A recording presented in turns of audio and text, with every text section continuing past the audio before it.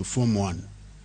The number of registered candidates who were 12 years and below declined from 33,627, meaning 2.74% in 2021, to 31,494, meaning 2.53% in 2022, indicating that parents and schools are on the right path of enrolling children in school at the right age.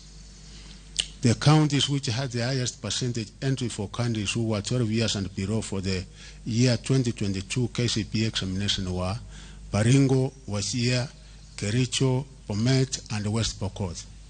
The highest number of candidates were in the appropriate age bracket of 13 to 15 years, were 885,162, meaning 71.13%, a trend that has been replicated in the last 5 years.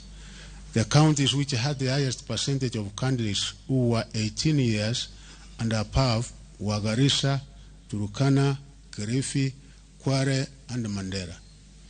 In the